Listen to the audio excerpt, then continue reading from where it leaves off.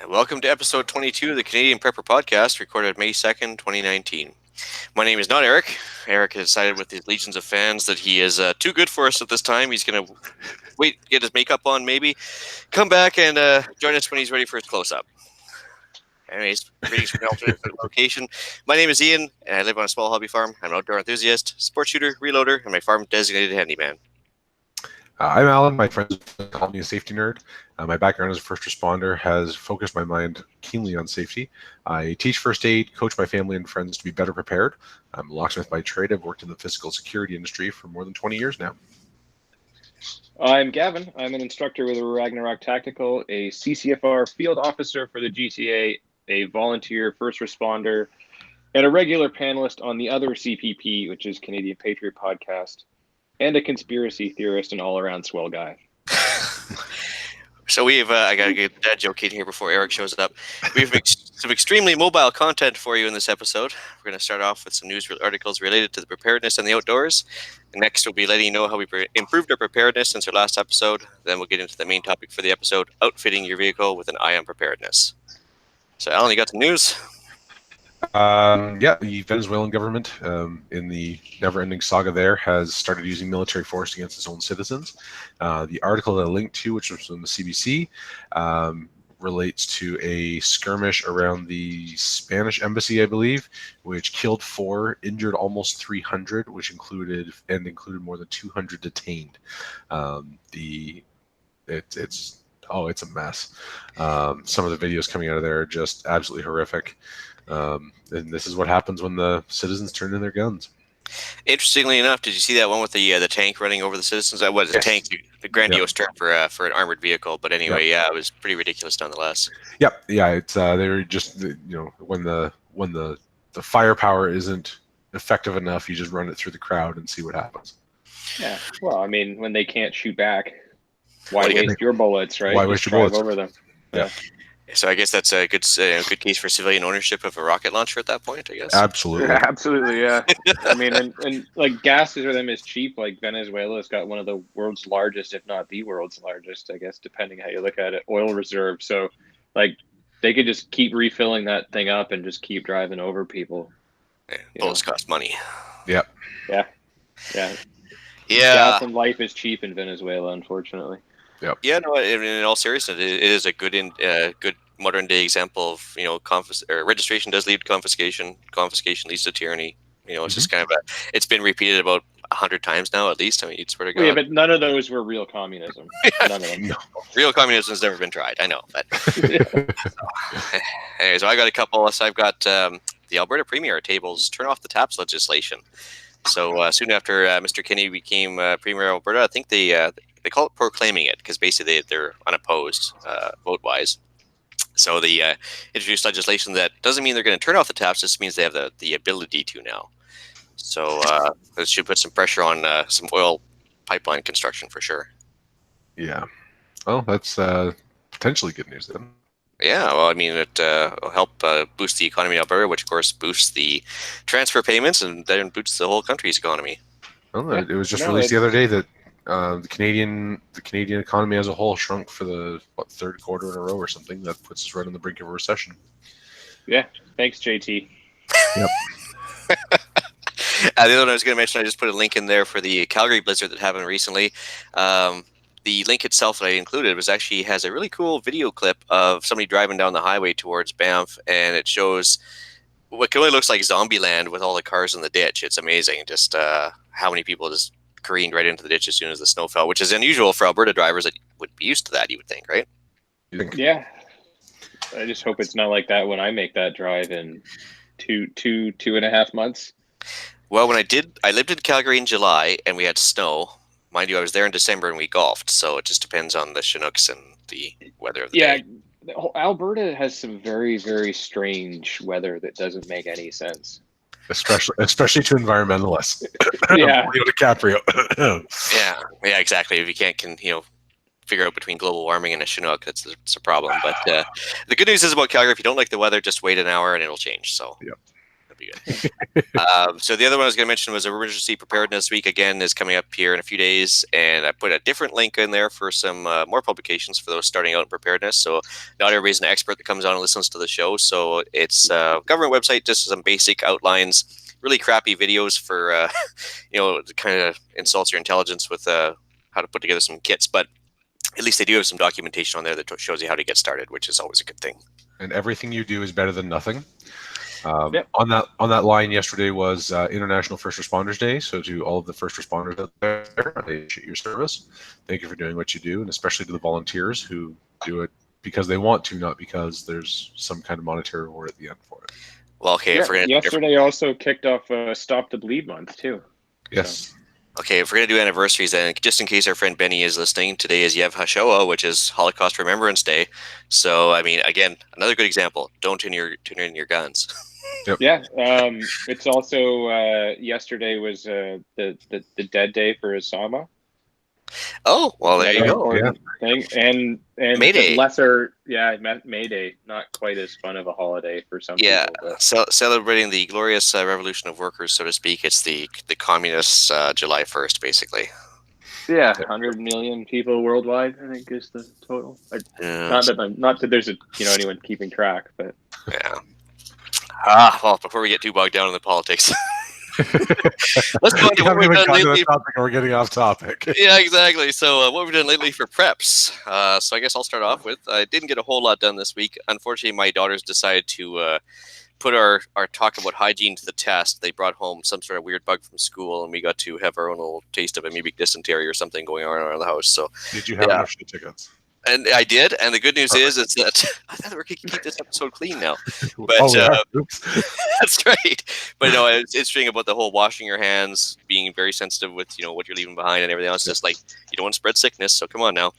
Yeah. And it worked out well. We kind of mitigated the illness running around the family. So interesting. I mean, it's a good thing you're not on the Oregon Trail. Otherwise, you would have died of dysentery.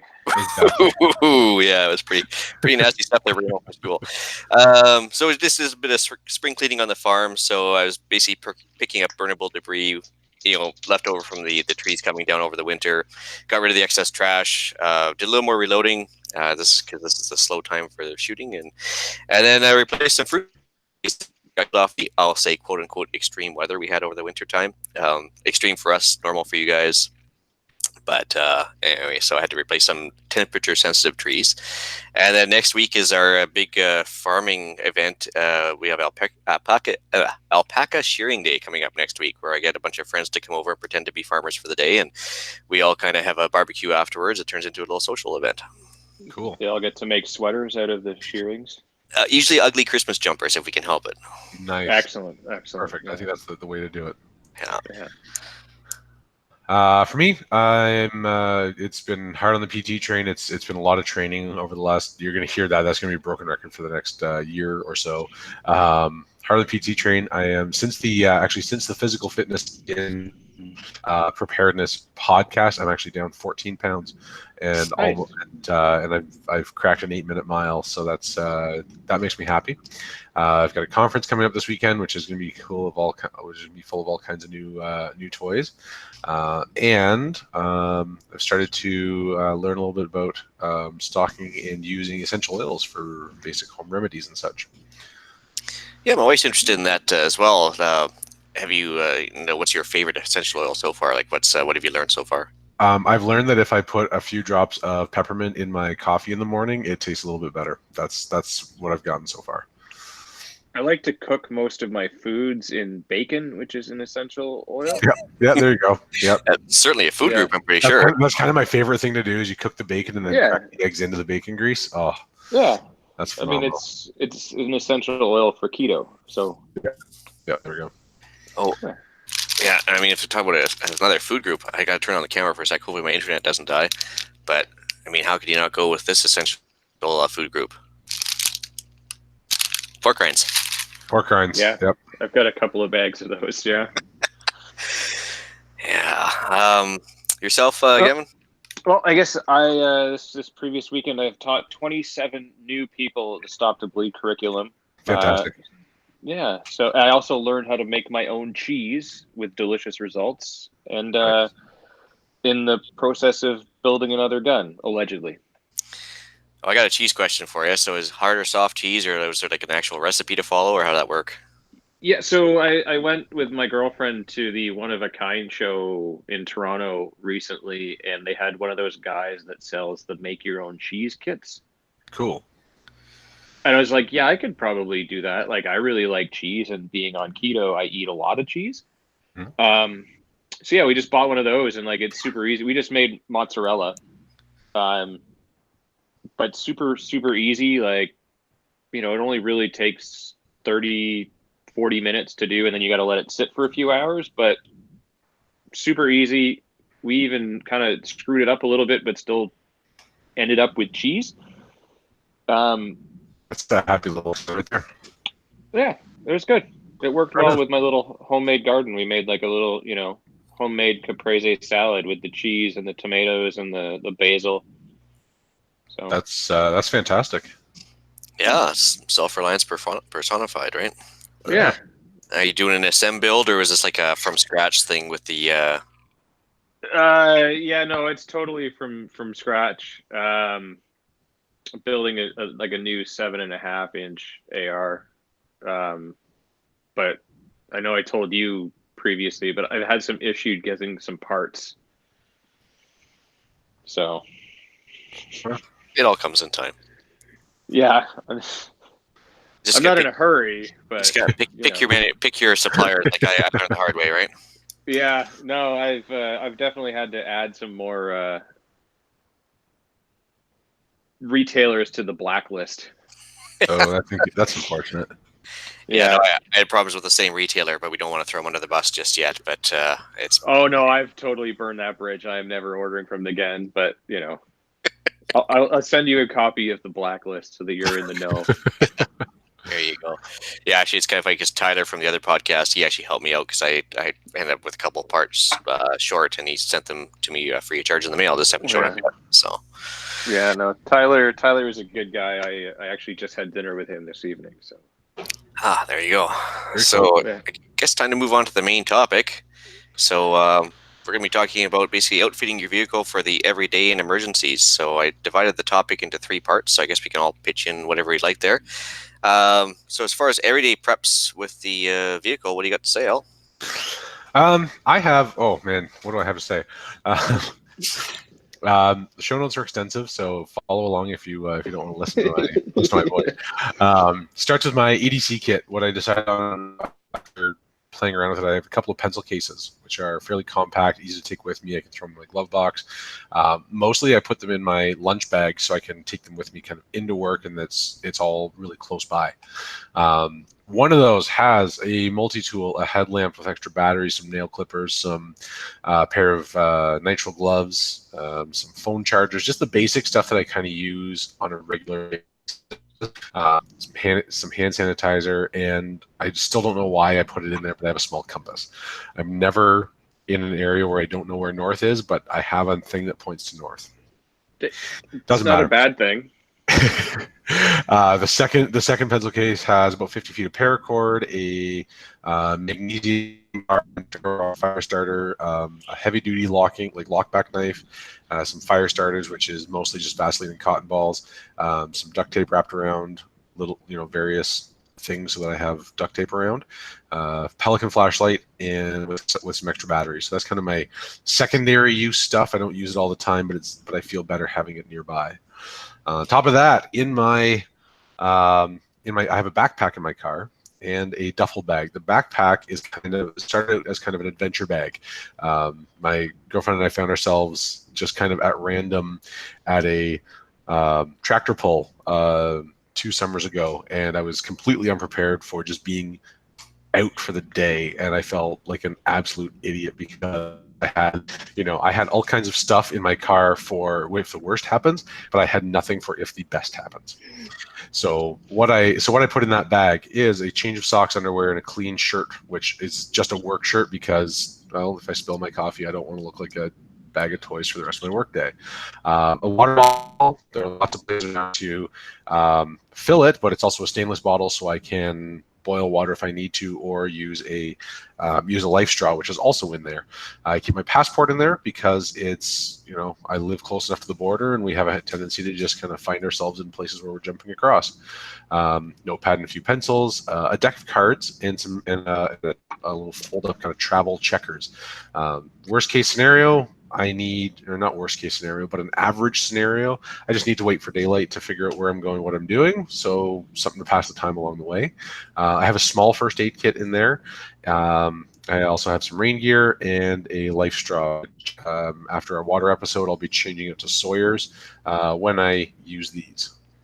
In addition to my backpack, I have that duffel bag, which has a propane stove, a little single burner stove, and a 1 pound tank, a couple of sporks, some matches, can opener.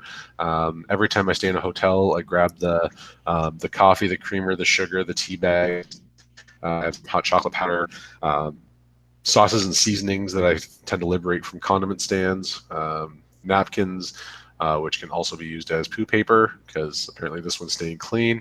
I throw a couple of cans of chunky soup in there just so I've got some, a night's worth of food. Some wet ones and some personal wipes, a small tarp, paracord, and some tent stakes so I can turn that tarp into a shelter if I really need to. A bigger knife, the one that's in there is about 9 inches long. It's fairly sturdy, so I could split wood with it if I really wanted to. And it has a whetstone with it and more fire starters. So that's kind of the basic stuff. It's not in the show notes. I also have a small toolbox in my car that has a lot of the other things that are mentioned later, and also some locksmith specific tools so that should the need arise, I can service my client base from the back of my car instead of the service truck. That's the basics of what's in my car intentionally. That's just the everyday stuff. That's just the everyday stuff, and that, like I said, there's more in there that is already covered off elsewhere, and jumper cables and tire repair stuff like that. So. Yeah. For myself, what I would consider everyday stuff that I have in the vehicle. First off, maintaining your spare tire is as important as anything. Some people haven't even looked at their spare tire to see. Some people don't even know if they have one, which is kind of a thing. Fun story. My we live out in the country. My fiance's car ended up with a flat. Totally my fault. She drove over something in the garage and flattened the tire beyond repair. Her car did not come with a spare tire. It comes with an inflator kit, but not an actual spare tire. Yeah, I think it was a Honda, the smallest Honda you can buy or something like that, or smallest VW you can buy, I think it was. We were looking at that one time, and I was like, didn't come with a spare tire, just the inflator kit. I was like, no, thanks. Yep. Unfortunately, I'm stuck in that same boat, and I found that out the hard way. I literally had the car less than a week and blew the tire on the highway, not just a slow leak, but a hole in the tire. Wow. Pulled into a parking lot and then went to go just change the tire. I pulled the thing and I look where the spare is, an inflator kit. I was like, well, this isn't going to do me any good when there's a massive hole in the tire. Yeah. No, it's not overly realistic. But of course, so not to get all teased on the tire thing, but a few episodes ago there, I think I mentioned the spare tire maintenance. Just, I was running it down because it's one of those Toyotas, so it's got the tire suspended underneath the rear end. Yep. And so I just brought it down, made sure it was I cleaned off the rim, repainted it, made sure the air pressure was good. Oh, God. If you have one of those, because this is from experience. Yeah. Make sure you have the tool to lower the tire down. And do it a couple of times a year and lubricate that.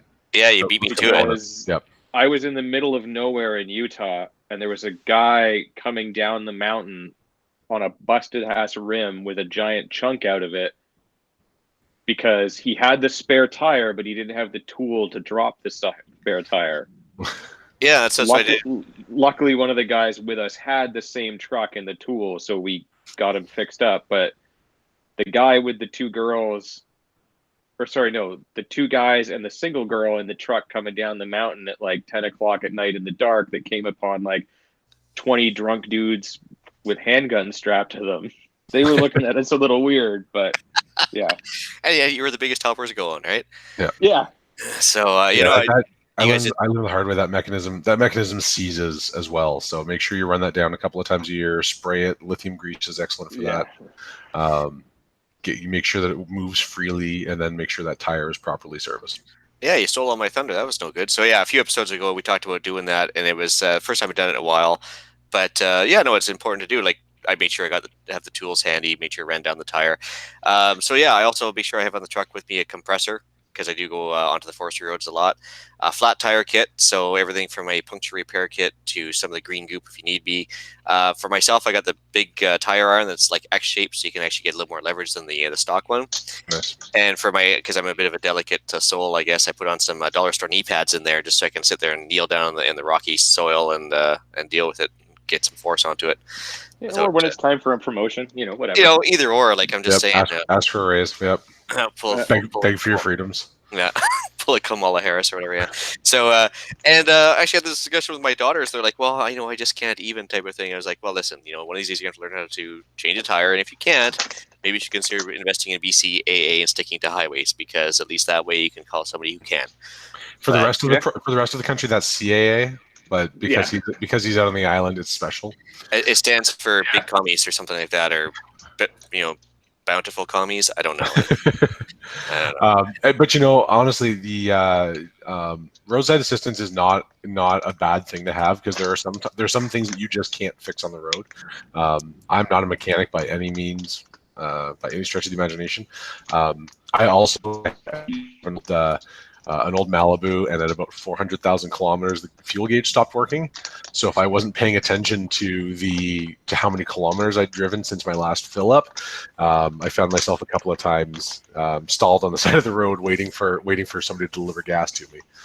Well, it's true. Like, some people if they're driving a smart car or whatever, they're not going to be able to put all this stuff in there. So it might be a risk versus reward thing. You might as well just pay the $100 a year and just have a guy on call that can come get you. But exactly, if it's a snowstorm, you're going to be like 150th in line, and you might have to wait 8 hours to do it. But yeah. Well, anyway, so when I blew that tire, like I went to go change it because I had everything, at least I thought, to do that, or at the very least I do keep an air compressor in my car so I could fill my own tire up and not rely on somebody else. But unfortunately I couldn't. But while I was there, I actually had to use that I have one of those battery pack jumper cable things / air compressor. So I helped someone else boost their car while I was waiting for them to come pick me up. So you can still be helpful even if you don't have the right tool on hand to fix your own problem. That's right. And it's amazing the difference a fuse can make too. So usually if you go to Canadian Tire, you can get a 10-pack of like assorted fuses for your vehicle type, whether it be Toyota or GM or whatever. And they're actually pretty handy, because it might be the one critical system you need to get moving is the one that's burnt out. And for the sake of a 10-cent fuse, you might as well have it on you. Yep. So we just mentioned jumper cables as well, but there's also the I think Eric should have been here by now to pipe in on this, but he's got that Genius 7200 battery charger / battery booster. And those things are great. Yeah, so it's like a high output or high discharge battery with a set of jumper cables attached to them, so you can basically just hook it up, press the button, and boost yourself if there's nobody around that the regular booster cables won't work. Or if you I've always got cables, but I keep one of those in my car because I hate waiting on other people. Well, it also, if you end up parked in a place where somebody else's car can't reach, my mom does that every single time. I've begged her to back her car in more times than I can count, and she won't. And so if you don't have a 30-foot jumper cable the way that she parks, you're not going to be able to reach it.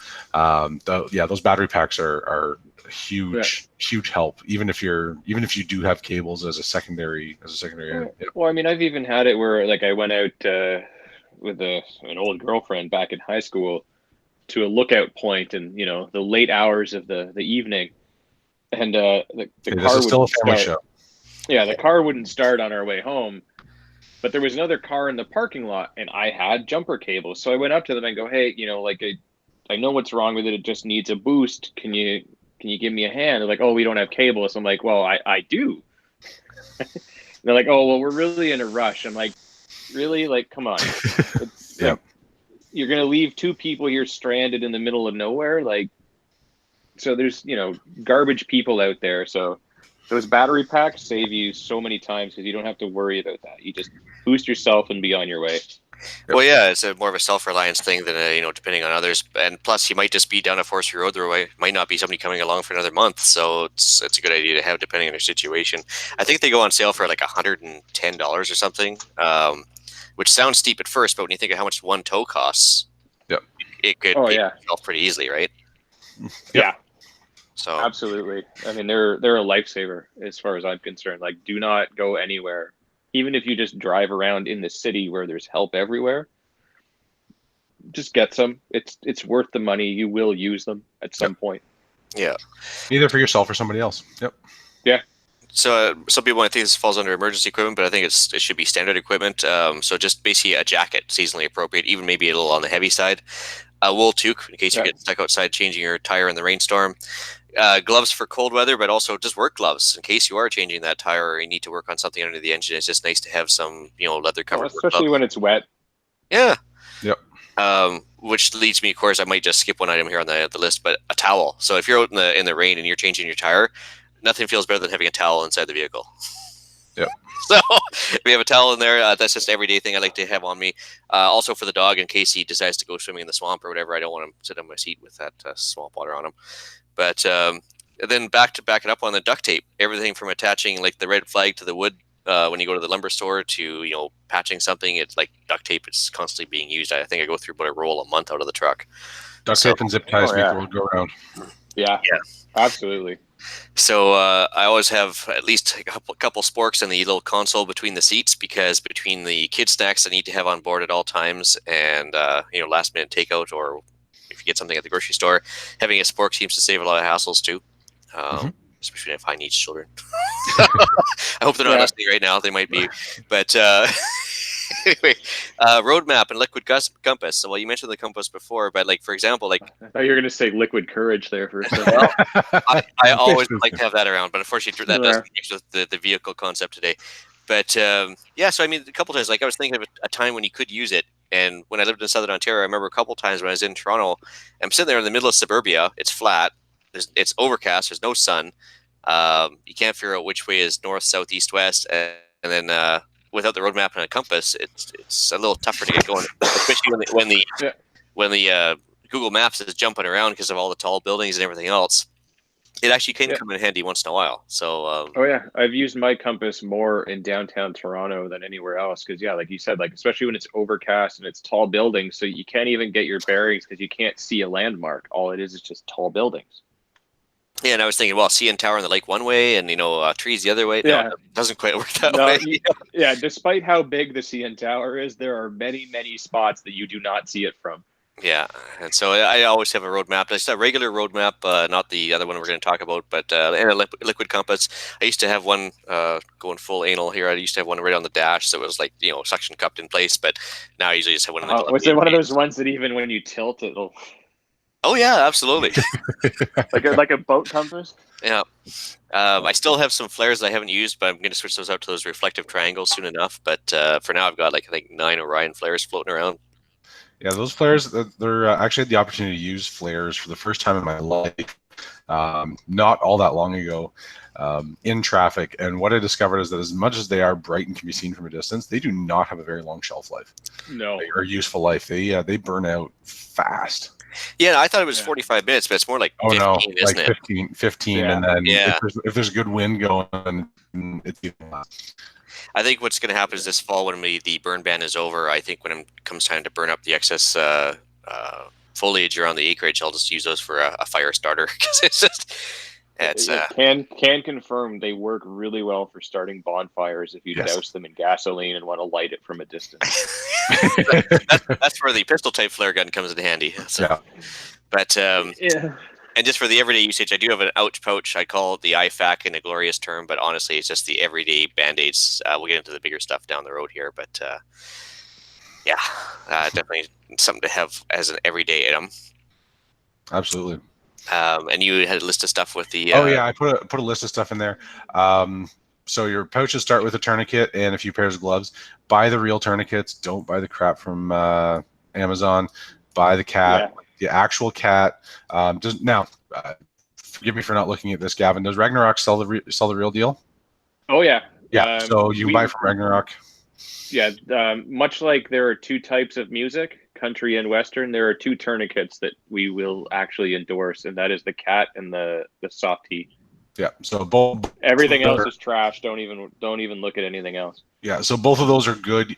But buy the real ones. You can buy the ones that look just the same from Amazon. Spend the $10 extra and buy the real ones. Yeah, for how little they cost, it's not worth it. Yeah. So also one quick note on gloves: don't buy black gloves. As much as they look tactical, they especially in low light situations, it makes it very difficult to tell whether what you're feeling is water, sweat, or blood. So buy a few pairs of gloves. Blue is good. Purple is okay, but the lighter colors are better. Next thing on my list was a chest seal and a needle decompression kit. Of course, only get that if you've been trained, but a chest seal is pretty universal.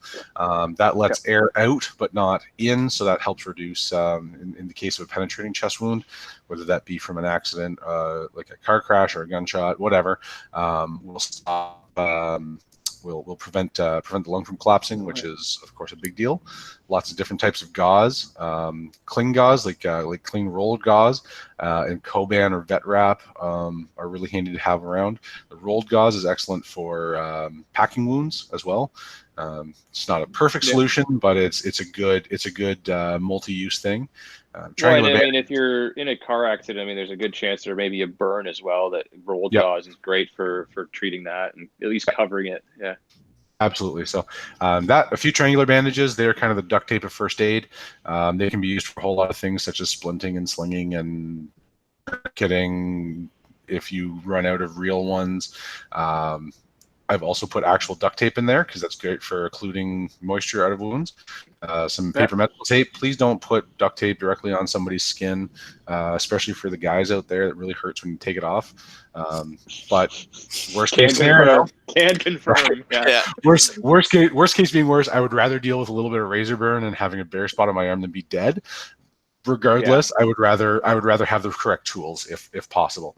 The paper tape doesn't hurt as much, but it's not waterproof. Put a few space blankets in your first aid kit. Whether you get stranded in your car and you just need to make the space smaller and reflect your own heat back in on you, or rather whether someone is injured and going into shock, a space blanket will save a life.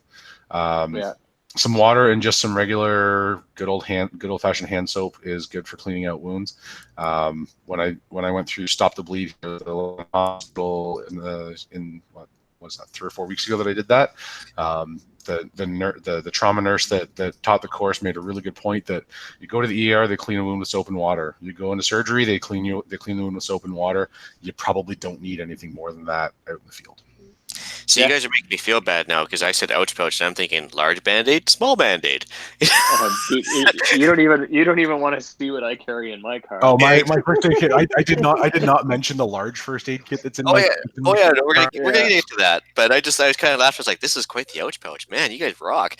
Dude, I have a full trauma bag in my car. Yeah, I do too. My bag is to me, that's part of my EDC kit is a full trauma bag because it doesn't leave the car. Yeah, but that car is going to go to the emergency preps part, not the everyday stuff. But anyways, moving along. I do that more than anything else in my kit. Yeah.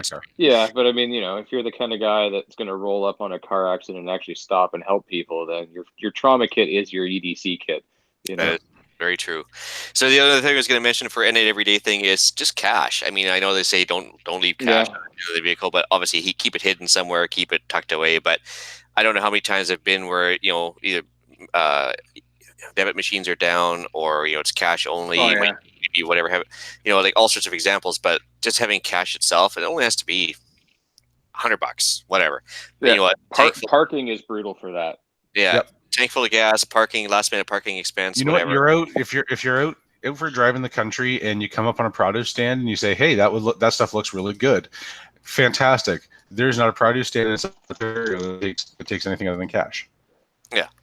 So be prepared for that. Yeah, and have a really nice dinner and make your significant other happy by stopping at the produce stand in the country. Yeah, that I hope my father doesn't listen because I would never hear the end of it if I said that I actually learned something from him. But that is one thing that I've learned from him is to keep a couple of bucks tucked away somewhere in the car.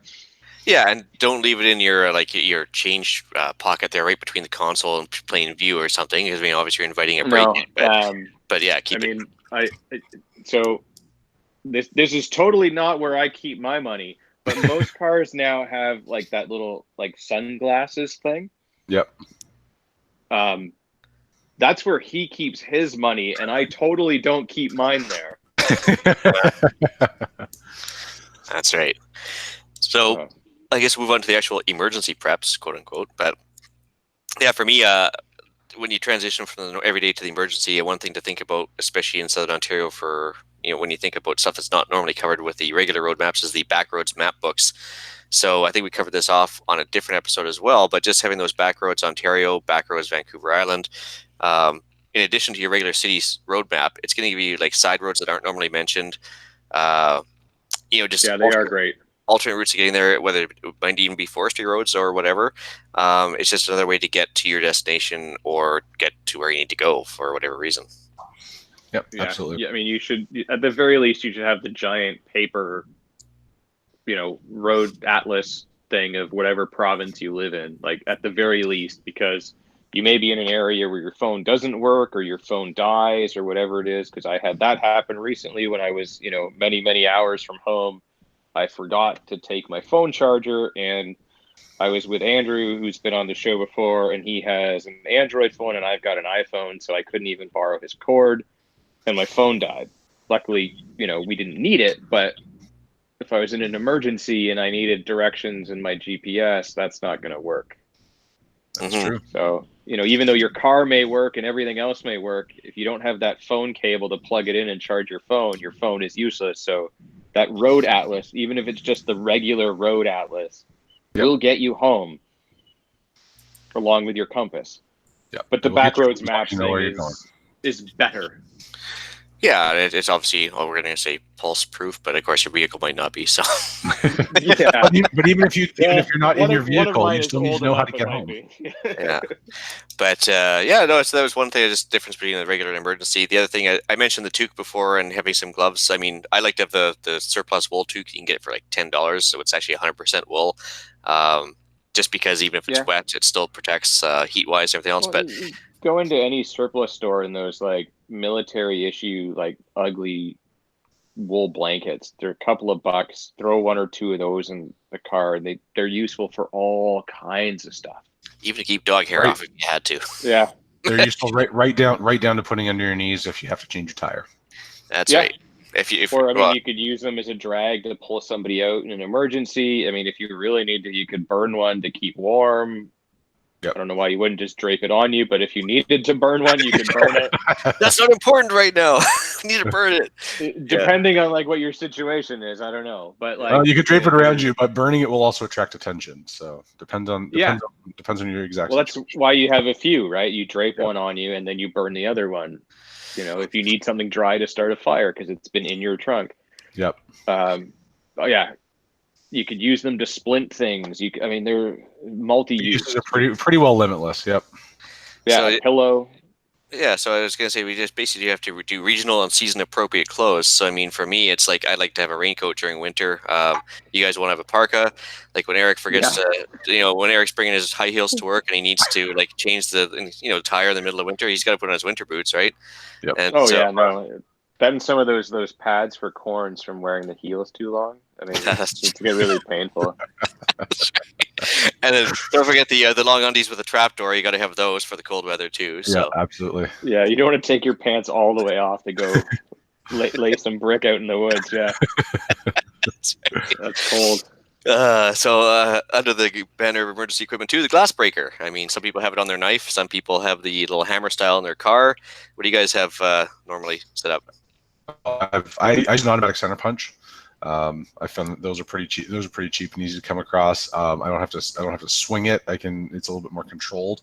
I'm not going to miss because, well, yeah. Like the Rescue Me thing. Yeah, yeah. Well, even just like a machinist's center punch. It's got a hardened tip. It's spring loaded, so you put it against the glass and then you just push in, and then at some point the pawl kind of overwhelms the spring inside and it springs back out, and it does an excellent job of breaking glass. Just one thing to note about that, something I learned the other day, kind of the hard way, is that new cars, and I believe it was starting in the 2018 model year, I'm sure somebody out there can correct me on that, but new cars, and a lot of new cars, and I believe it's now mandatory for all new cars, are being built with laminate glass all the way around. So for a long time, our windshields have been laminate so they don't shatter when they get hit. But the sides and rear window were tempered, so you could smash the glass. New vehicles are being built with laminate glass all the way around, so that glass breaker is not going to be as effective going forward from what it is now. It's actually very difficult to put something through those laminate windshields on purpose. Like I've tried it. I've tried to put a giant pole through a windshield when I was in auto shop in high school. It's difficult. It is designed to stay intact, where before the tempered glass was designed to break. And so that's, just be aware that may not work. So it's a good thing to have for now, but it's in the next 10 years it'll be a tool of the past. Also, make sure that you have a seatbelt cutter. Your pocket knife is not as good a seatbelt cutter as you want it to be. Okay, so we have to stop talking about him now. He just showed up. So. Oh, hey, Eric. Hi. Yeah. Hey. You made it. Just quickly, while it's still in my head, one thing for people that do want a glass breaker but don't want to go buy one, the white ceramic part of a spark plug is amazing. Yep. Or if you have like a machine shop and you've got anything to do with tungsten carbide. So I don't carry a commercial window breaker on me. I'm weird like that. I have a little pouch I wear around my neck that's got like a handcuff key and some Kevlar cordage and stuff like that. And there's some little pieces of tungsten carbide in it that if I ever need to break a window, I just use that. And so with I've heard about the spark plug thing before. So you just take like a little handful of chips and give them a toss, or how's that work exactly? Pretty much. So do not misuse this information for shenanigans, but the white ceramic part of the spark plug, I mean, if you have a tiny little piece of that and even throw it fairly lightly at a windshield, it will just explode. Yep. It'll work. That works better than throwing the entire spark plug at the window. Which is amazing. I guess it's a hardness thing, is it? Yeah, so tungsten carbide, or the stuff that they put around the spark plug, is incredibly dense. And it's like magic. So you can go on like the internet and buy that stuff, and they call it like Ninja Rocks or something like that, and they make it crazy expensive.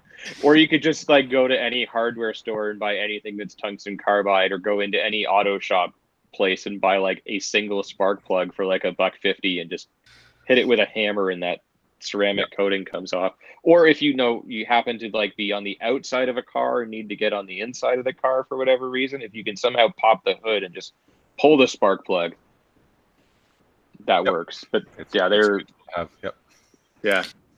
So we just got into the emergency preps, Eric. Did you want to go back and talk about any like everyday kind of stuff that you carry in your car at all? If you guys want to carry on here, and I'll get myself situated, and then I can talk about it. Yeah, for sure. Okay, so we're just moving on to emergency preps right now. So the other thing I was going to mention was just the food and water. So beyond the granola bars and regular snacks you might have around for the kids or yourself in case you need a quick sugar fix or whatever, I'm talking more along the lines of being stuck in the car overnight. And water is a bit of a thing during the wintertime, but some of those emergency water storage packs are good to freeze expansion-wise. But yeah, food and water of some sort, as well as a light candle and lighter / heat source blanket. We talked about the space blankets and wool blankets. And the other thing I was going to mention that doesn't really get talked about too much anymore, but not too many new cars come with a 12-volt cigarette lighter anymore. So you can always buy one aftermarket. Yep. Yeah. So they usually come with a plug, but not the actual lighter. So it's a good thing to have around. I also carry, like, my favorite lighter is a Zippo I got when I was, 15 or something. It's with me every day, so I keep a can of lighter fluid with me as well in my console, because Zippos need to be filled, and it's a source. I think I've No, wanted one ever since I watched Die Hard. I always wanted one, I think. But yeah, no, I usually have several ways of starting a fire on me. I've got typically 3 or 4 MREs in my trunk at any given time, at least a couple liters of water and at least 2 ways of purifying water so that I can make more. And then if I need to, if it's wintertime and there's no running water, I can run the stove and melt it or make a fire. So I have my stove, and then I also keep a couple of those little things of sterno. Yep. Because those are great when it's like, well, I don't really necessarily want to run my stove because I'm not cooking, but I need to make a fire to keep warm or to do something. You can kind of relight those as you need it and not necessarily use up your fuel for your stove. Yep, makes good sense. Yeah, depending on your jacket, I mean, you remember those asbestos-lined kind of charcoal heater packs you used to be able to put in pockets of your jacket and keep yourself warm as well? Well, Zippo makes those hand warmer things. Yep. I don't know if I would trust that open flame thing in my pocket personally. I just use the chemical hand warmers, which are also really good for first aid stuff. If you've got somebody that's lost a lot of blood, those thermal blankets are great, but like if you've got no body heat to reflect back out into it, tuck one of those under each armpit and in the groin and on the side of the neck, and then that'll start giving them the body heat to reflect back. Yep. Yeah, I mean those chemically activated heat packs, they work for everything. Yeah. Storing food to keeping you warm to like shock treatment, like you mentioned, and hypothermia. Oh, yeah. I mean, I recently we threw a big shooting match, and it was in the pouring rain for the whole 2 days we were out there. Those fueled me. Like I was bone dry because Gore-Tex is amazing, but like it was also cold. I was happy as a clam, I believe the expression is, because I was dry and warm, and those things, especially for my hands, being diabetic, my hands get really, really cold, but I needed to keep using my hands, so couldn't really put gloves on. So, yeah, hand warmers, essential kit. Yes. Oh, yes. One of the other things I was going to mention is a siphon and a jerry can. So not telling you to use the siphon for shenanigans again, but whether it be just pouring gas out of your own quad or transferring between vehicles. If the hose will actually reach down the fuel pipe, you never know. Some of them have screens, but just having the jerry can, the siphon does give you some options to get home or whatever you need to do with the gas situation. Yeah, there's all kinds of different ways too. Like there's like mechanical pumps. And then there's the suck out. There's also the blow in method that works better. Actually, the one I use is actually a shaker siphon. Have you seen those ones with the brass fittings or the copper fittings? Little brass ball in the end. Yep. Yeah, so it's got basically a brass fitting with a little, almost like a ball bearing inside. And you basically just put it in the liquid, you start shaking it, it starts creating a siphon and a vacuum. And after you shake it about 10 times, it's actually started a siphon process. And so you don't have to get a mouthful of gas or. Well, that's why I like the mechanical or the blow in method. Yeah. But you should know how to do all of those things just in case. Yep. Did you want to add something, Eric? Oh, I'm just reading over what you guys have gone over already. Okay. Playing catch up. No worries. So the knife, obviously, besides your everyday carry knife, I like to have a nice utility knife of some sort that's relatively resilient in the vehicle. I did throw in a little link here just because it's something you don't see too often, is how to just keep a nice edge on your knife when you're on the road, is you can actually use the top edge of your window to hone the edge of your knife. I did that I was at a cottage last spring, actually just about a year ago, and the only knife that was anything worth using was the one that was in my pocket, and we were across the border, so I didn't take a whole lot of gear with me, and I used my little buck knife to fillet fish, and what I used to keep the blade on was actually the bottom of a coffee mug, so the unglazed bottom of most ceramics make an excellent along with the edge of the glass window, make an excellent knife sharpener. I actually used my window to sharpen my knife regularly because it's probably one of the best things to do it. Yeah.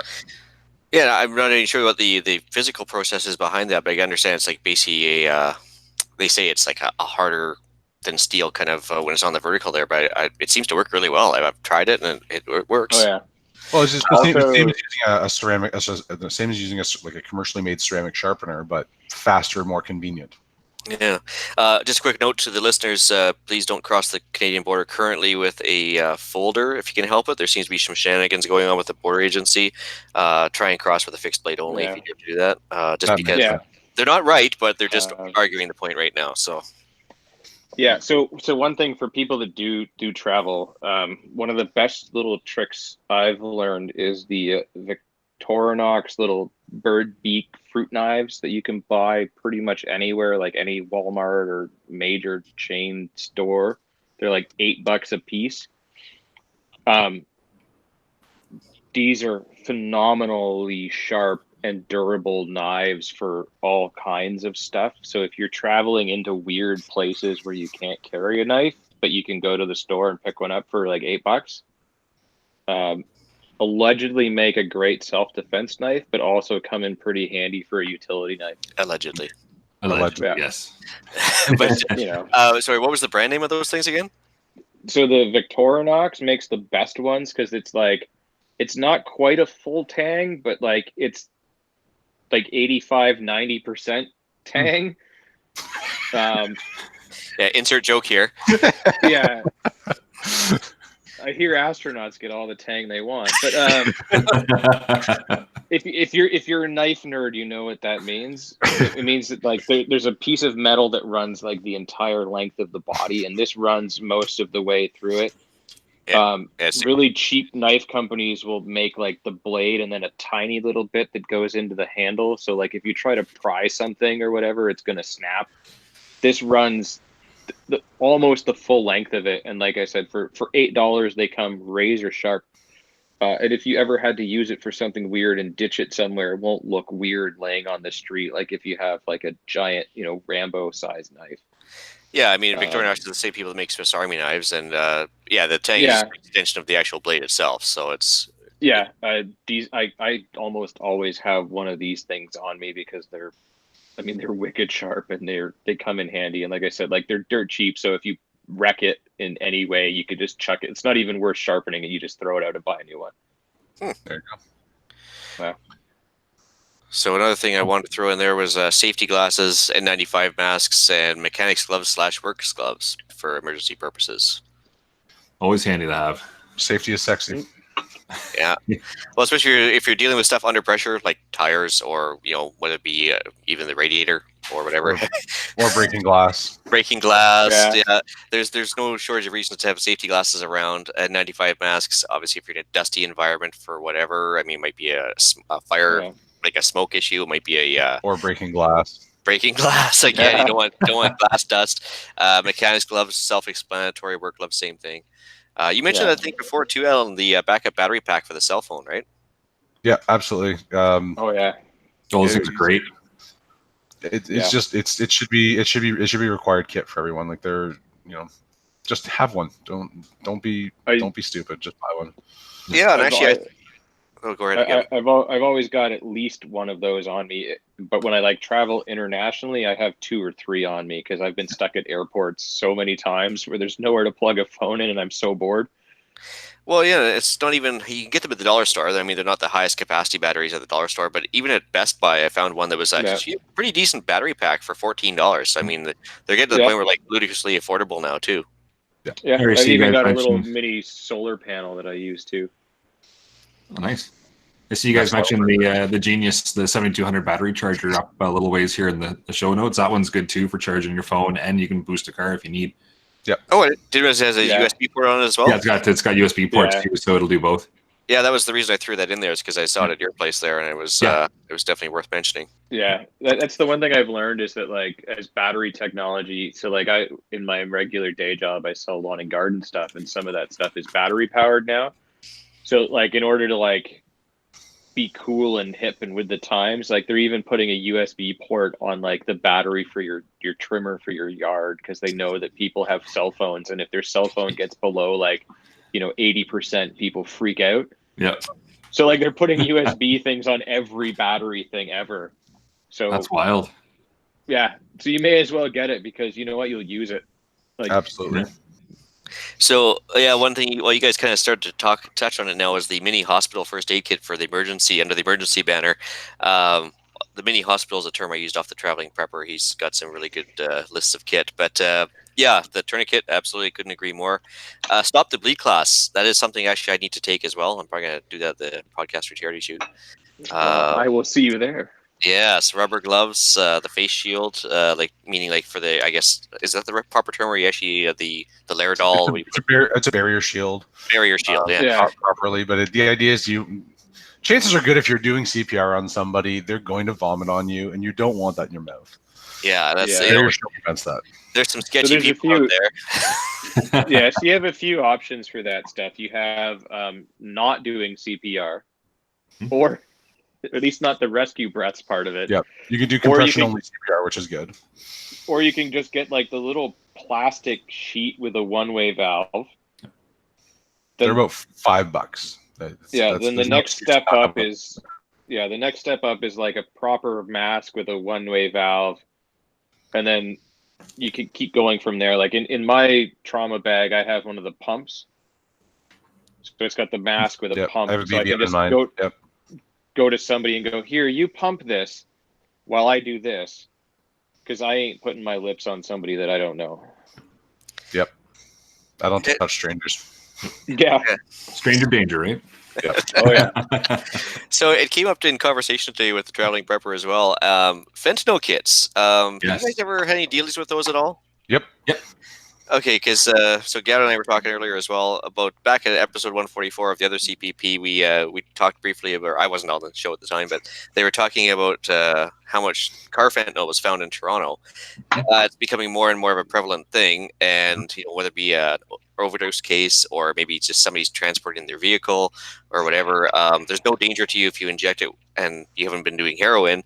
It doesn't have any effect on you, but it's just one of those things. It's nice to have, kind of like a nuclear weapon, but hopefully don't use it. They're free, and I was just thinking it's one of those things that the average prepper can shove in his kit and get some of his tax money back at the same time. What do you guys think? I think that everyone should have a naloxone kit. I think it should be mandatory if you're going to be prescribed any kind of opiate. That getting a naloxone kit should be mandatory.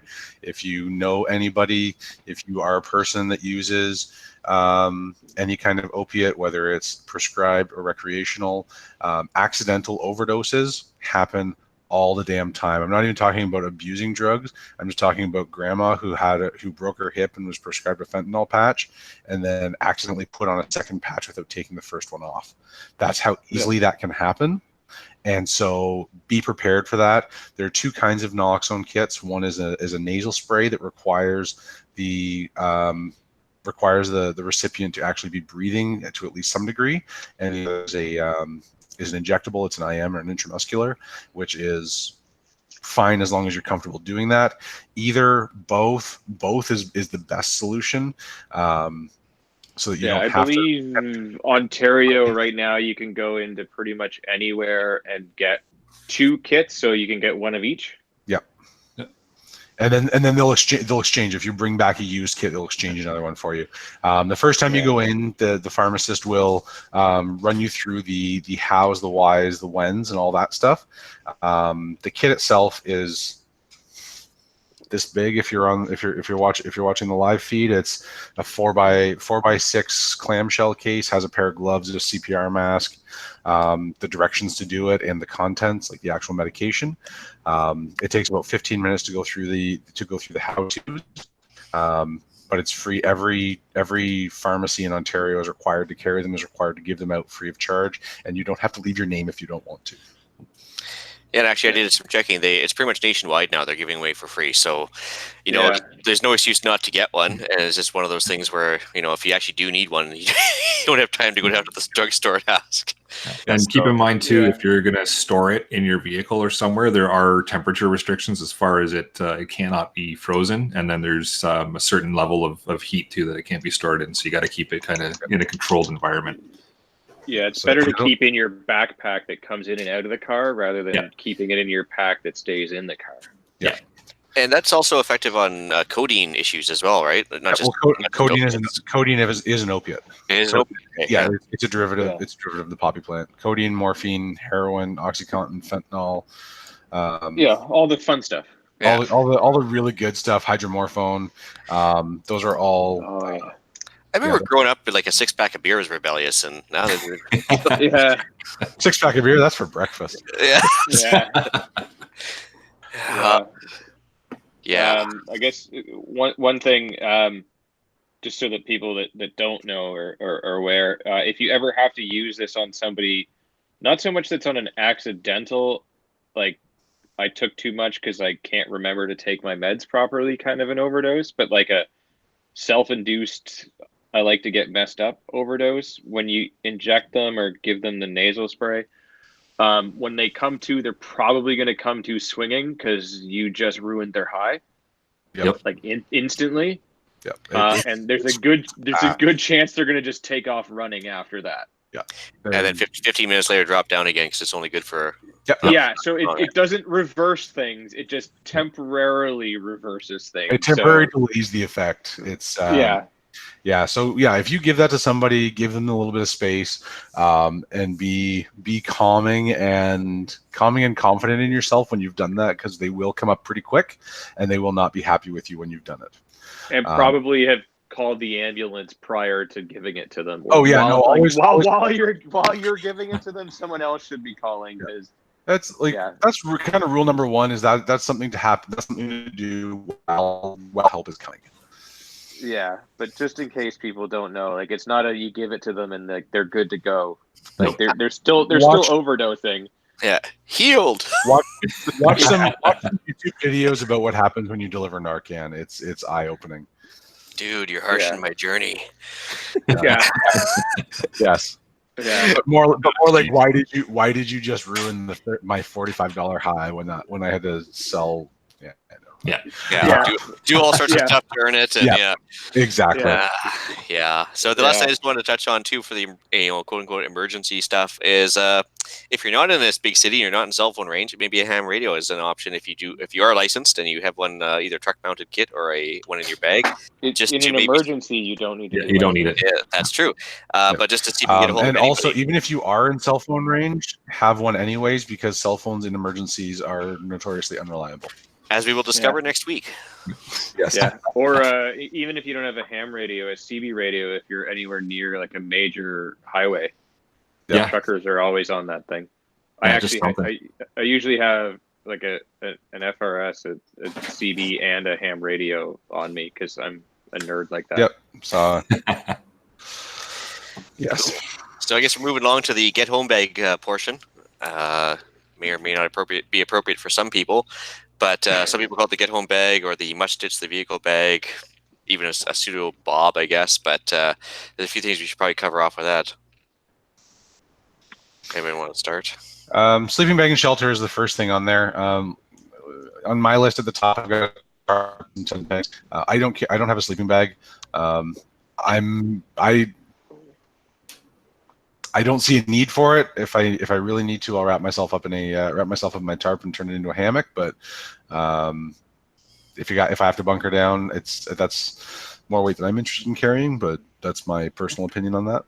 Yeah, that's why we're discussing it.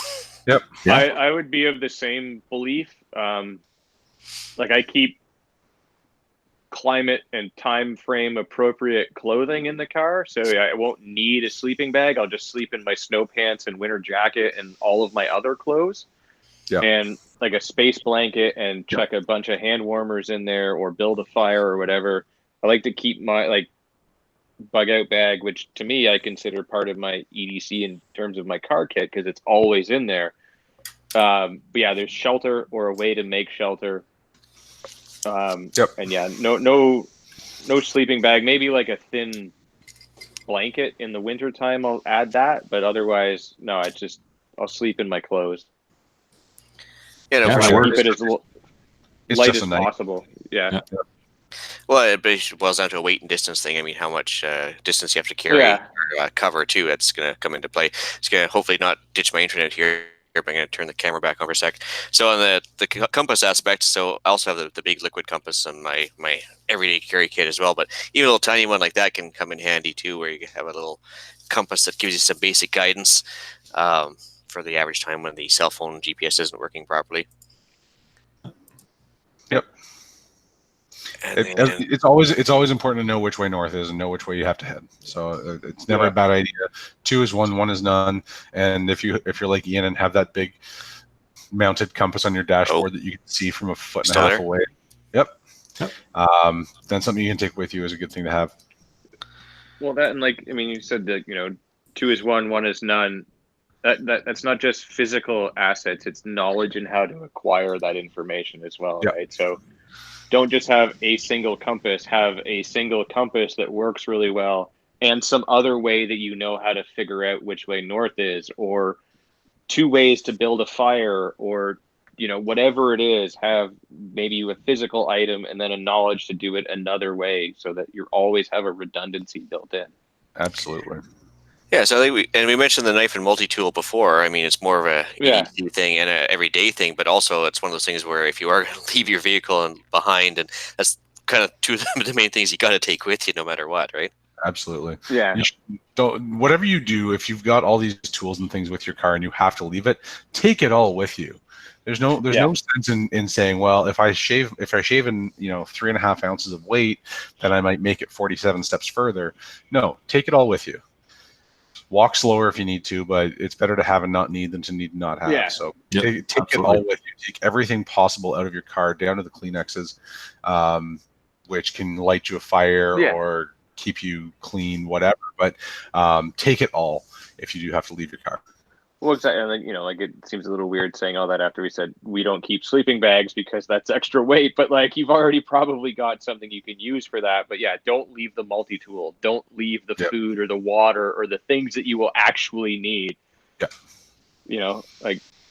If you've got I can do a whole lot of things in your car, don't home, bring all 3. But I can use that knife to cut down pine boughs to keep me off the ground and keep me warm. Yeah. Right. If I don't have a sleeping bag and I don't have a knife, then I'm going to be cold. Yep. Exactly. And that change of underwear that you already had in the car for the everyday use, it's going to make you much happier than even having a sleeping bag. Absolutely.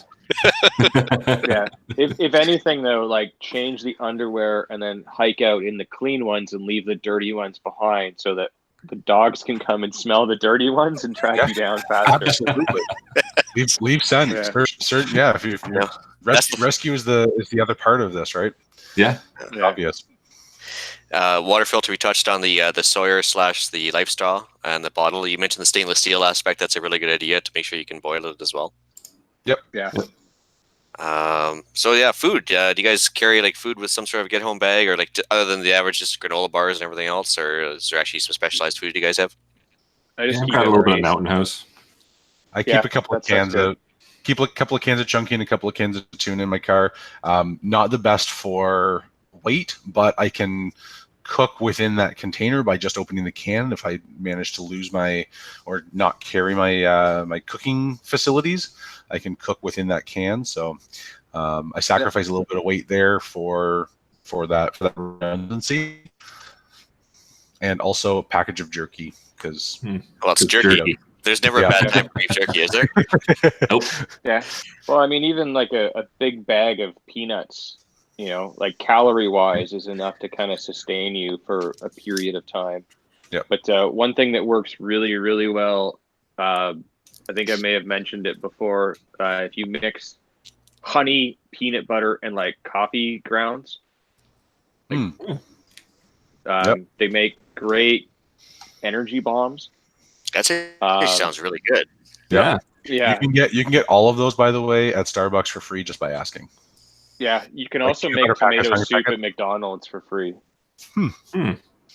So every McDonald's will give you free hot water, and then they've usually just got ketchup and creamer just sitting out there, and salt and pepper. There you go. Good point. Speaking of having beef jerky on the mind, I went to the States a little while ago. They have these things on for 99 cents. It's like the biggest pepperoni stick I've ever seen in my life. But nice. But, if you guys ever need to like sustain yourself on that peanut butter honey coffee concoction for a little while, make sure you have extra toilet paper. That's all I'm going to say. Yeah, I can imagine that would run through you pretty well. And listen to our last episode. Listen to the last episode. Of course. But you'll survive. You just make sure you hydrate as well. Fair enough. Yeah, so of course, none of this is any good if we're just walking around carrying them in cloth grocery bags that we have sitting in the back of the car. So obviously, you want to have either a backpack with the stuff in it, or at least a backpack in the car that you can pack up and bring everything with you. Yep. Preferably a plain-looking gray man like Swiss gear or something like pretty commonplace. I would think would be the best way. Yep. Molly gear is cool, but it makes Yeah. it stand out. Yeah. Yep, sure does. That's about all there. Unless you're at the range. Yeah, Yeah. unless you're at the range. Yeah. I don't know. I'm that guy. I mean, there's a time for gray man, but sometimes like you just can't be. Yeah. Yeah, it's Right? true. Like, I mean, I think if any of us went to like Asia, none of us would be gray man. It doesn't matter how we dress or what we do, we're going to No. stand out. Then you might as well have them all year because they expect it. Yeah. Yeah. You know, and sometimes, yeah, that'll make you stand out. But if you happen to be in Vegas during SHOT Show, you'll stand out if you don't have it. Fair Yeah. enough. Fair enough. Yep. That's all about your environment, right? Yeah. Which one really cool thing to do if you are planning on traveling to different places and you do want to kind of blend in, Google street maps and just like watch, like to look at the pictures of people and how they dress and what they wear and things like that. Like certain brands or colors is a great way to learn how to blend into the local culture. Yep. Good Little point. side note. Or at least the local culture from 2.5 years ago. Yeah, but hopefully things haven't changed too much, right? Yeah. I No, mean- that's a really good point. Or check the social media hashtags for what's happening in the area. Absolutely. That's Yeah. another way to do a little bit of Yeah. recon work and see what's happening around you before you get there. Yeah. The best way to stay out of trouble is to not get anywhere near it to Yeah. begin with. Yep. Geez, I had a good joke. I just thought of too. Like, we could have had the yellow vest for the safety vest in the vehicle, but of course that'd be mistaken for something else now from a dressing Yeah. perspective. It's true. Well, so that's why they're so popular in France, is because that's a government regulation that everybody that owns a car and operates a car has to have one of those in their trunk. Yeah, so pretty ubiquitous for sure. Yeah. So from an ultra emergency perspective, from the ultra emergency end, I mean, some cases may even warrant the off-debated truck gun that comes up on gun nuts all the time. But Yeah. yeah, Yeah. I mean, sure, if you're in Churchill during a polar bear tour, absolutely, truck gun, probably a good idea. Other than that, I'm not going to get into it. So Yeah. none of this one, but obviously If that's for you, store it safely. If it's Yeah. not for you, move on. Yeah. Yep. And make sure that if you do carry one, it's something that will work in the cold and or the hot, because Canada gets weird climates. SKSs are great for that. Just saying. Yeah, and disposable in price, basically too. Yeah. But yeah, there's been many a winter or early spring shooting match I have gone to that people have brought firearms, specifically shotguns seem to be the worst for it, that they use the same oil that they use in the summer, in the winter, Mm. and it just seizes right up. So, just be conscious of those things if it's going to be a thing that you carry, because it's going to be a significant weight. And Yep. if you're carrying it and it doesn't function, it's dead weight. Yep. Who added the next point there? Oh, I did. A good pair of running shoes or hiking boots. Like to wear comfy shoes. If you wear work boots to work, or dress shoes, or high heels, I'm kind of pointing at you, Eric. Or sandals. A good pair of shoes or light boots might make your walk home less unpleasant. So whatever, I wear, like at work, I either wear dress shoes or I wear like safety green patch shoes wherever, depending on what I'm doing in my day. Neither of those are particularly comfortable if I have to walk 60 clicks home because I can't get my car out of the city. So, and again, make sure that those are seasonally appropriate. The lightweight running shoes that I keep in my car in the summer have nothing to do with the like 14-inch tall, triple insulated minus 160 degree boots I keep in the trunk in the winter. Well, yeah, and I think a lot of this definitely. is going to be dependent for each person on how far the commute is, daily commute, or maybe they're just on a special trip or whatever. So it's going to have to be something that you customize for the situation for each individual. So we can't cover everything, I guess, is what I'm saying. If you wear flip flops to the beach, that's cool. But if throw a pair of running shoes in the trunk in case you break down on the side of the road and you have to walk to the gas station. Yeah, like a $30 pair of Walmart runners in your trunk isn't gonna break the bank. And then yeah, if you break down in the summer, at least you're not gonna like sunburn the top of your feet walking there, right? Or Exactly. end up as blisters. Yeah. Yeah. Yeah. So it's just make sure that your footwear is appropriate and have a backup. Yeah. I mean, I actually had that when I was in Australia.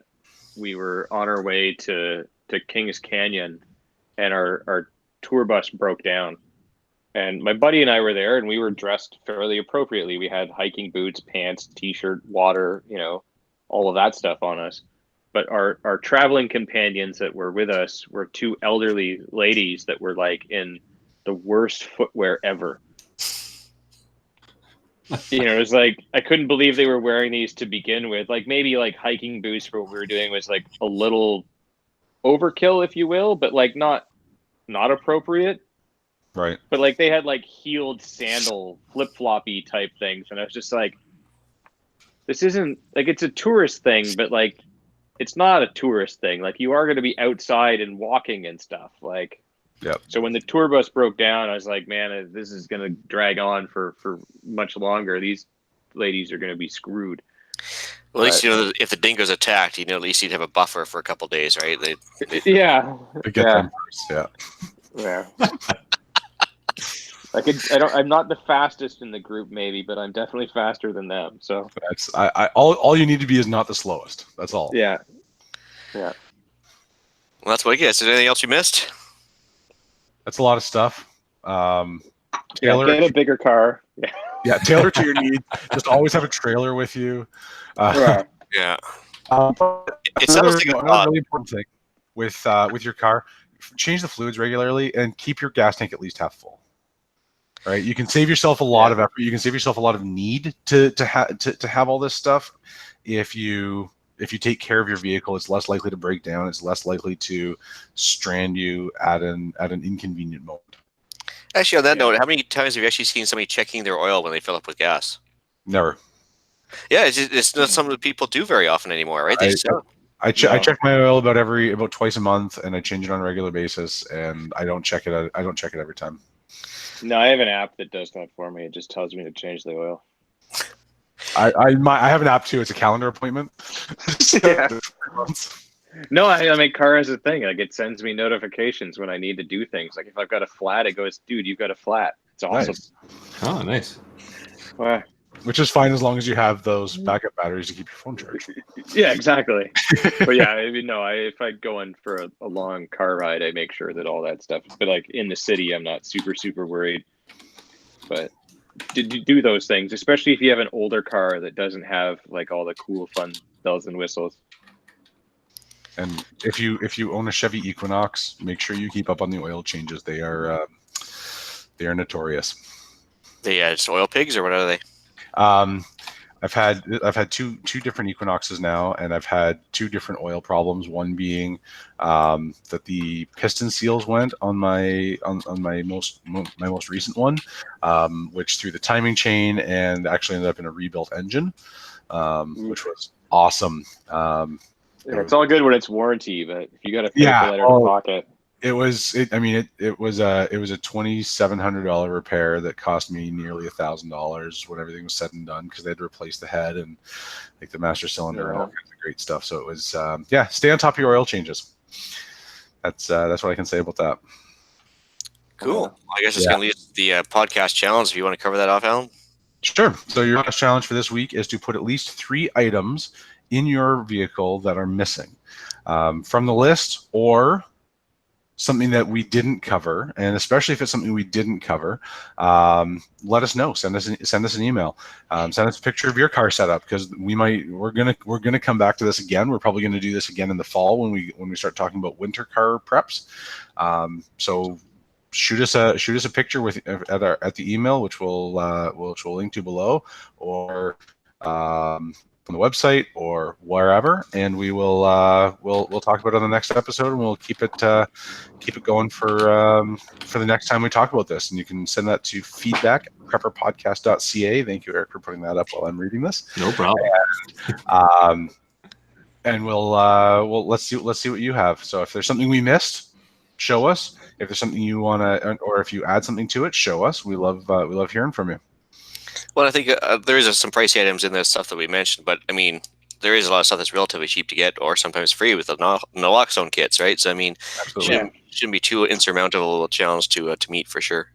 Well, there's a Shoppers Drug Mart on literally every corner in Canada. Go get one. And most of us have put these kits together over years and years of experience, right? Like, you don't have to go buy it all at once, because I mean, fortunately, like, I've really never had to use any of the stuff in my kit, but I still got it. So yeah, just get the stuff that like is most likely that you're going to need, like a first aid kit, and then go from there. Don't break the bank like, oh, I better have this because it's going to be Venezuela here tomorrow. Like that's not no, even Venezuela for like 3 years. Yeah, so you've got some time to do it smartly and cost effectively. Well, and do your own risk assessment and decide what your highest priority is. I mean, we're coming into summer. What do you do in your everyday life, in your weekends? What's your biggest risk? To me, in the summer, your biggest risk is water. Yeah, dehydration is probably the number one thing. So start with water, and then add other stuff as you decide to need it. By the way, those blankets that you put in your car are also excellent if you go to the beach for erecting a quick shelter to make some shade, or just keeping yourself out of the sand. Yeah, or get some of those, like they've got the chemical heater packs. They've got the chemical cold packs too, which are great if you're overheating. Yeah. So those are like little things like that that are practical for your environment. So start with your risk assessment. What could go wrong in your life, and prep for that first. Yeah. All right. Well, coming towards the end of the episode there, Eric, you got some upcoming events for us? Yeah. So still got the annual Peppers Meet coming up in Desborough, Ontario. Runs July 11th to the 14th. So if you check out annualpeppersmeet.com, still buy your tickets and come out for a great weekend full of all kinds of great information and great training sessions. And just a fun weekend of camping and getting to talk to and meet a lot of like-minded people and learning a lot of different skills from everybody with all kinds of different experience. So again, annual Peppers Meet, July 11th to 14th. Cool. I've got the Western Canada Hot Springs Meet coming up later this month, May 25th, 26th, after the May long weekend at Slowcut Hot Springs. A little bit of campcraft discussion and meet up for like-minded people. Bit of an adventure to get there as well. I actually have a couple people coming so far, so that's good. A couple groups of people anyway, so should be a few vehicles there. Also, for a save the date thing, so July 6th, podcaster charity shoot, Drumheller, Alberta. Everyone's welcome. Planned events include a maple seed course, a Stop the Bleed class held by Gavin. I'll be there. You can come meet me in person. I'll learn you some stuff. If I come, can I have your autograph? That's, absolutely. Depends on where you want it to sign. It's going to be a bunch. It's 100% going to be a bunch. I'll actually probably be out your neck of the woods in a couple of weeks. Right on. Shoot me an email. We'll come. We'll grab a beer. Yeah. And then it's also a bit of a shooting competition as well. Then this year's charity, I just actually found out the charity that everything's going towards is the Big Country Anti-Violence Association. So I included a link to the website that they're involved with there. And I guess if you want to buy tickets to the podcaster charity shoot, you have to go on Facebook, and there's a link there as well. Yeah, you can also, if you do want to come out to do the Stop the Bleed thing, currently I'm running 2 sessions, a morning and an afternoon. If you find Ragnarok Tactical on Facebook, you can follow the links through to that. And both of those are there, and it'll take you to Eventbrite, and you can buy your ticket for that. I'm doing it for $40, which all the proceeds are going to the charities. You get to learn cool stuff. You'll learn to put tourniquets on, and you're going to actually put tourniquets on. Yeah, some of the other instructors don't do that because they're weird. I do that to dispel the myth that you're going to have to amputate the limb if you put a tourniquet on, even for 10 seconds.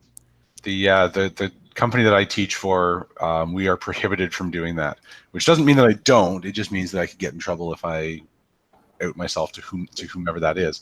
But no, they're not allowed. They say we're not allowed to because it is potentially dangerous. When I did the Stop the Bleed here at LHSC, it was mandatory. We did it on ourselves and on somebody else in the class. Yeah, I make everyone do it because that's why we have insurance. Yep. The big difference between reading about it and doing it, right? Absolutely. So I guess we should move on to the shout outs. Alan, you got some? Yep, I give a shout out to my 9-year-old son. He was he's in bed now, but he spent the afternoon and night with me tonight unexpectedly. It was great. He's a budding prepper, which I really appreciate. First aid fiend. He's learned how to put on tourniquets, and he feels that I should carry a tourniquet every time I go to one of his hockey games, just in case somebody skates over his face. And Probably, yeah.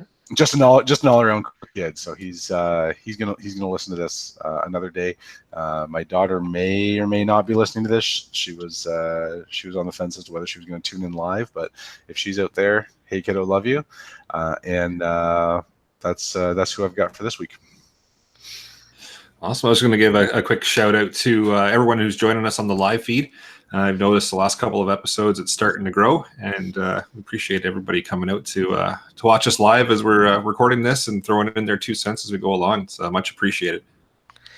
Oh, geez, I totally missed the YouTube comments there in the last couple of minutes. There's been quite a few there, hasn't there? There has been, yeah. Watch us live. Oh, holy cow. Oh, I just turned it on my phone. The disdain for the listeners is reaching levels of the other CPP on this. That's right. So if I got one for the traveling prepper who gave me some back and forth today with the vehicle gear discussion. His loadout's very well organized to the point where I think he's got Excel spreadsheets going with weight, loadout distance, or expiry dates, the whole works. He's got it to the godlike level of organization. So that's fantastic. Prepper autiste, if you will. Yeah. Exactly. So iTunes reviews, Eric, you got a new one there, do you? So we are still at what we were last episode. 19 5-stars, 1 4-star, but don't worry about that little guy. The email has been quiet since the last couple of episodes. Still no emails, no reviews, or new ones anyways, on iTunes or Podbean. So if you're out there listening, send us an email. We're getting lonely. Yep. All right. We like knowing that this is all worth something in the end.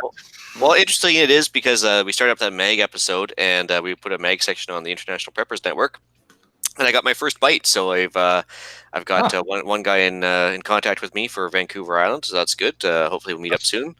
So awesome. I should just give a quick shout out to Laz there. He should be listening up one of these days. He said he's going to start listening to the podcast. So cool. Great. Yeah, well, I mean, people will be able to meet you live and in person at the charity shoot as well. Woohoo! That's right. Yeah. If they want to make the drive out to Drummond Hill, it'd be awesome. Maybe we'll have some swag for them by then. We'll see.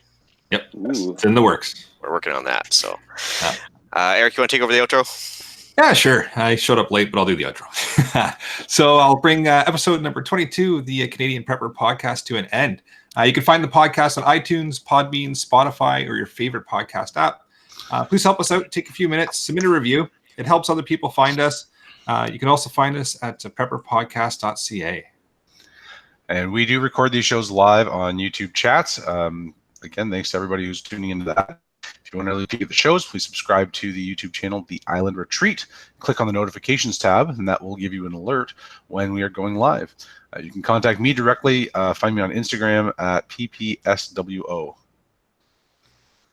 Oh, and you can find Gavin at urbex_GTA, also on Instagram. Yeah.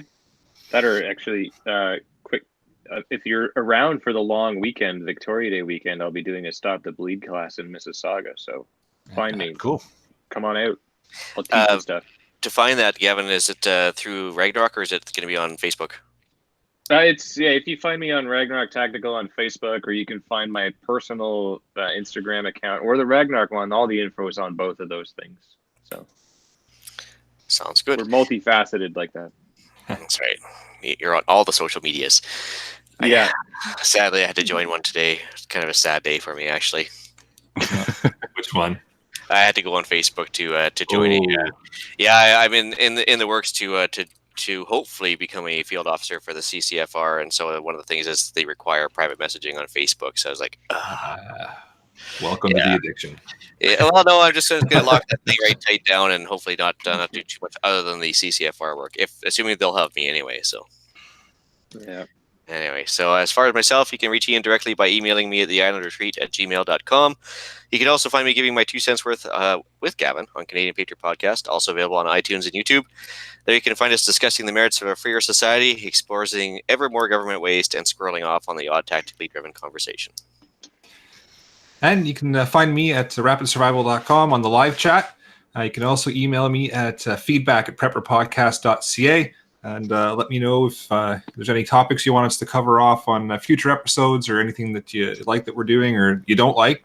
Either way, and how email works. And so thanks for joining us. And you can tune in for the next episode, debrief on the Bracebridge flooding.